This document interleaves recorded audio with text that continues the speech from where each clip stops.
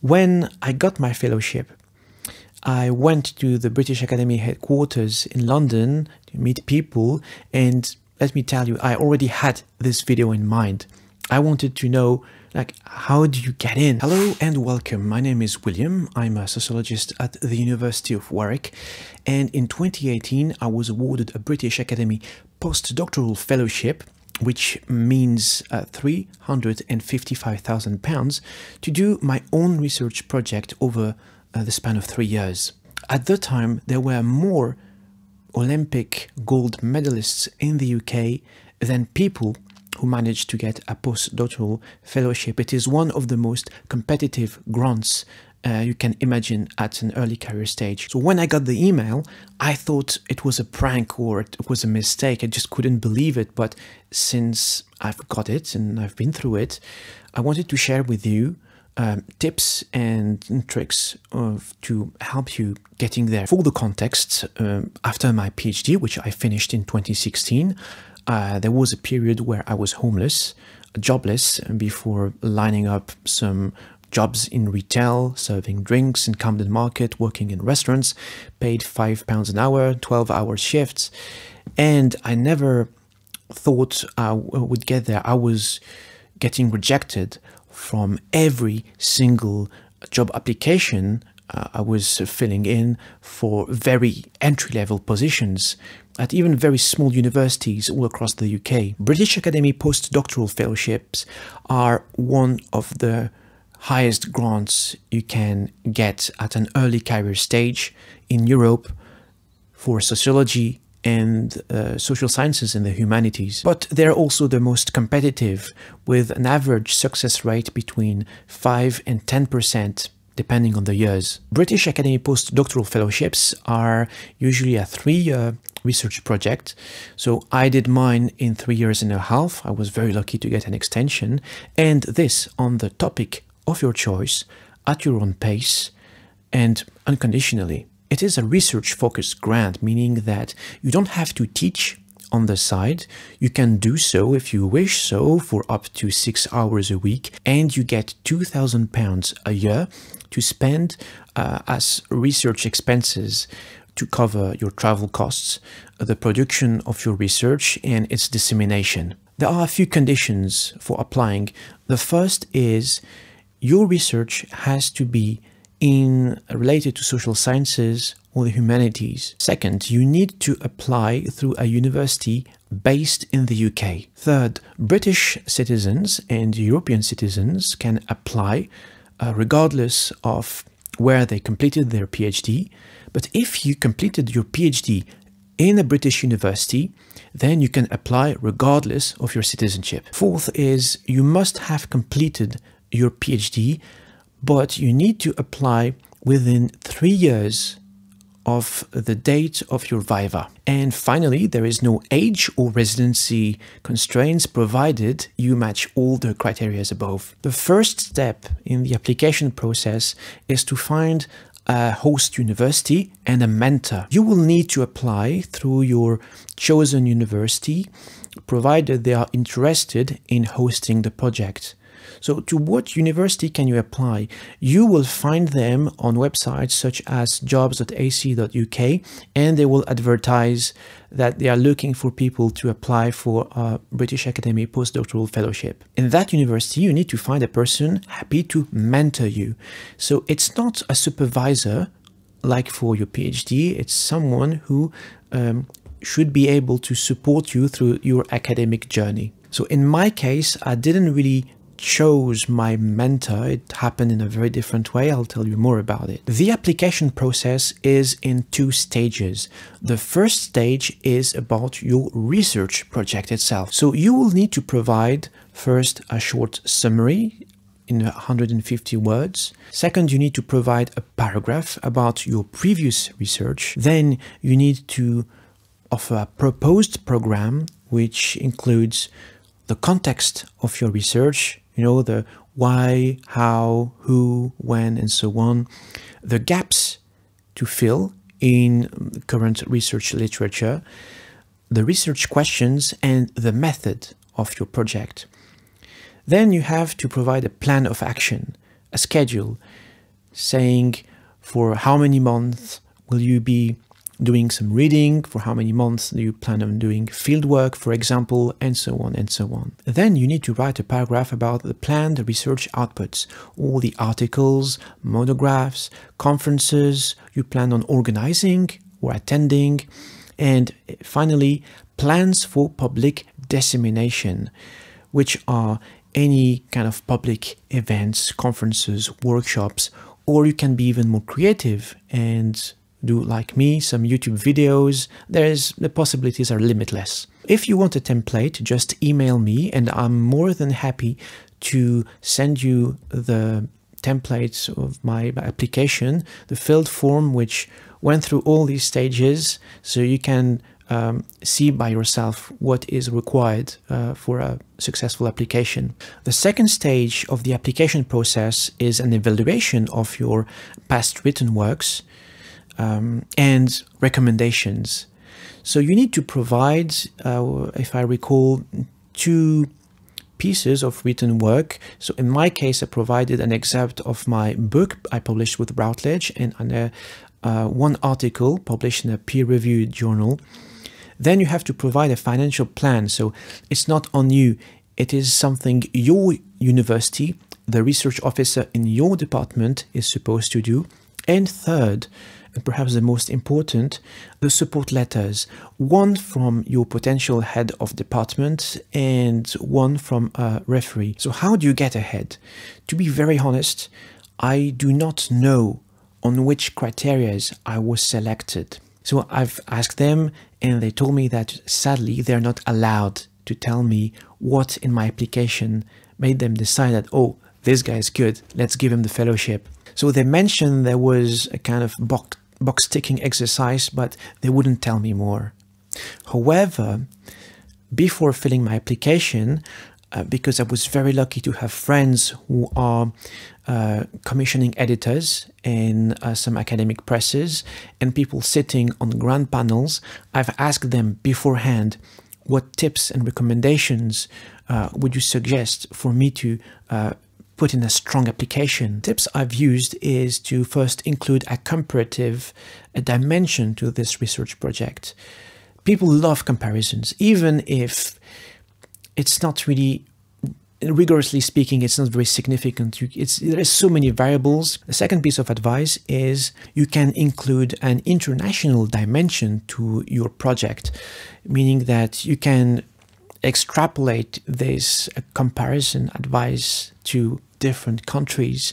The second piece of advice is to be multidisciplinary, which is, I would say, kind of easy nowadays, because if you're doing the social sciences or humanities, you already know that regardless of your research topic, there is huge overlaps. So I am a sociologist, but my project dips into anthropology, political science, psychology, and I use ethnographic methods.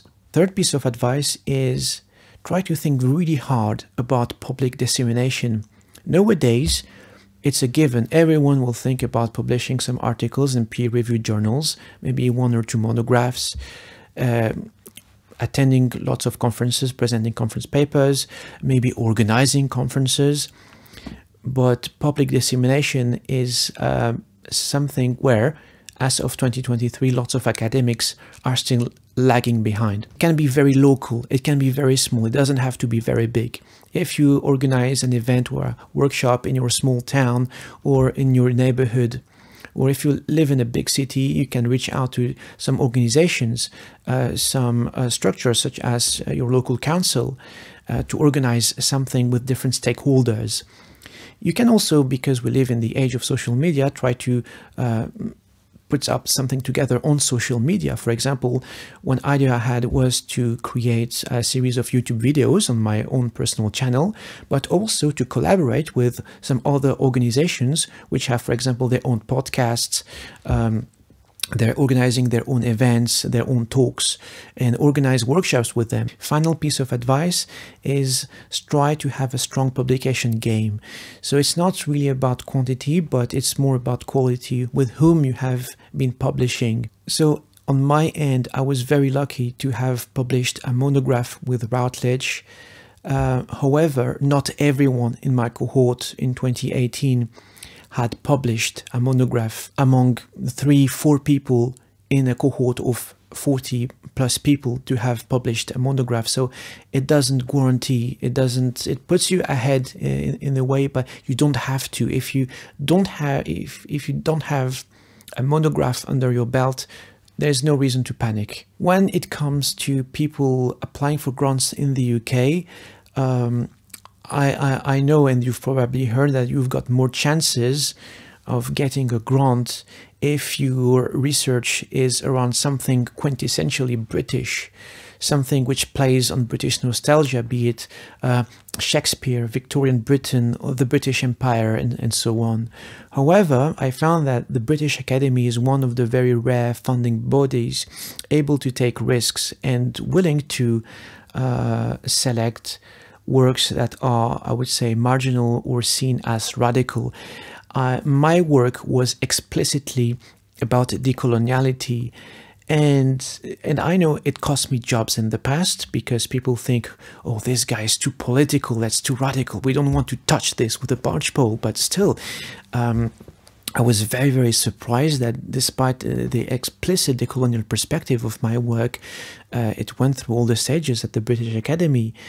And it is very hard to say if, you know, I was maybe just like, you know, the wild card option, or people really believed in the importance of this perspective. Again, unfortunately, I don't have any feedback, so it's very hard for me to figure out. Yeah, and continuing the tradition of decoloniality, this is why I'm making this video, because it's all about diverting power from the ivory tower. This is what I believe in. Anyways, my final piece of advice is make sure you know someone. I'm going to tell you why. How I got ahead, I don't believe it's entirely thanks to the supposed quality of my work or its importance, how it has been received. I wouldn't have gotten anywhere without 2 support letters, which are required in the second stage of your application. For the context, I did all of my studies in France. My parents are working class Polish immigrants who came to France without any money. I did all my studies in France, where I wasn't told things such as you need to publish before the end of your PhD and so on. So when I came to the UK, I didn't have any publications under my belt. I didn't have a knowledge of the British academic system at all. I never worked for a British university. I was starting from scratch.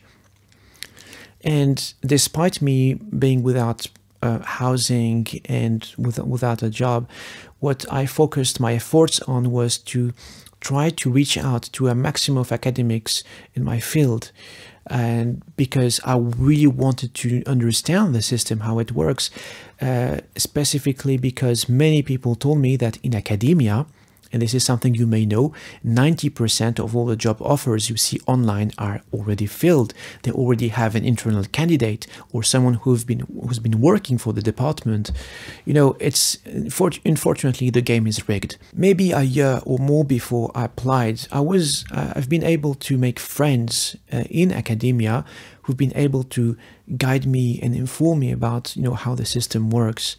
And this is thanks to one of these friends that I got to hear about the British Academy Postdoctoral Fellowships. They sent me a link and this is how I decided to apply, because I thought I've got nothing to lose.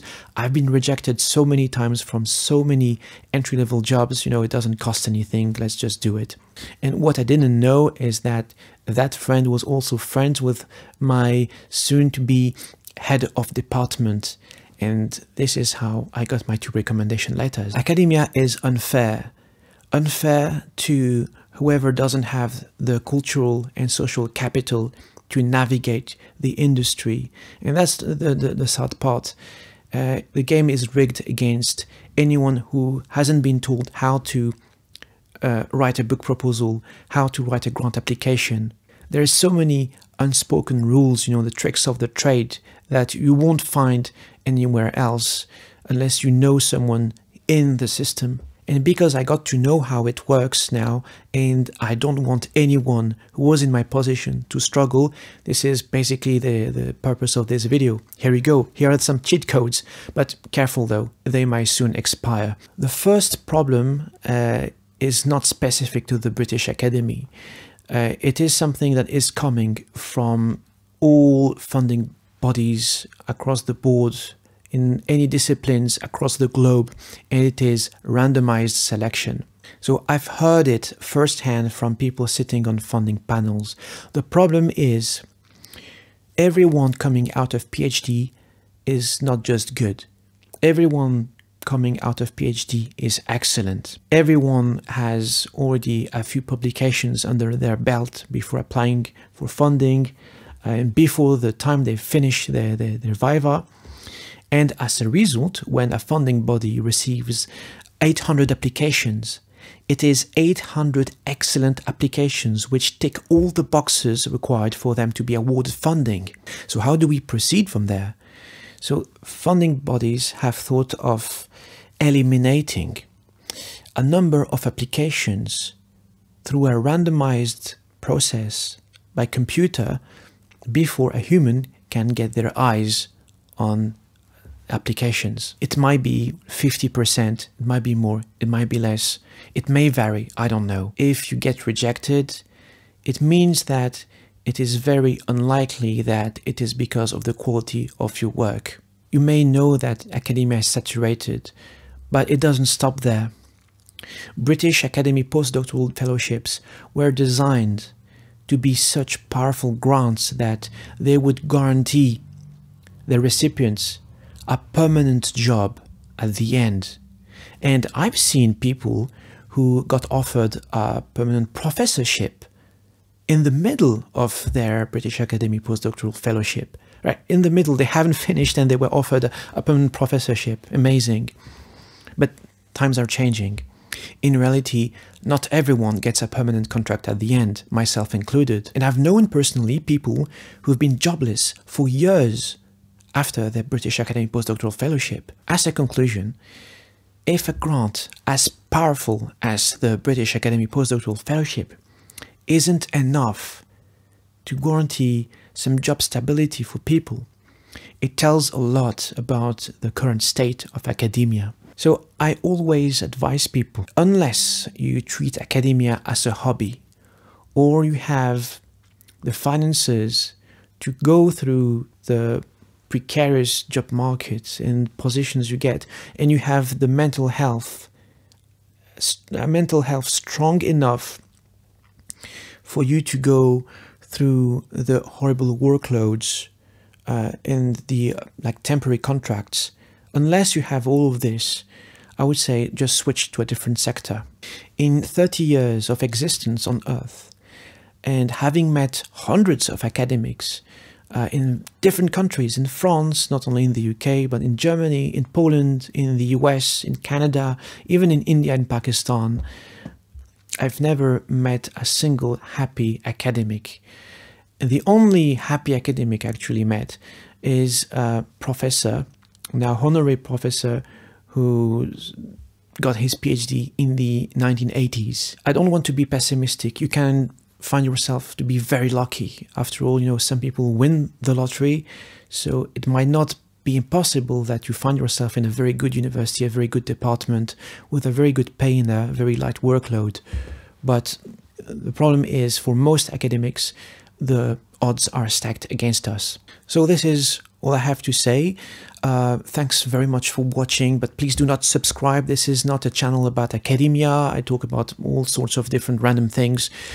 But I hope that this video was useful for you, and in the meantime, good luck if you are planning on applying, and take care of yourselves.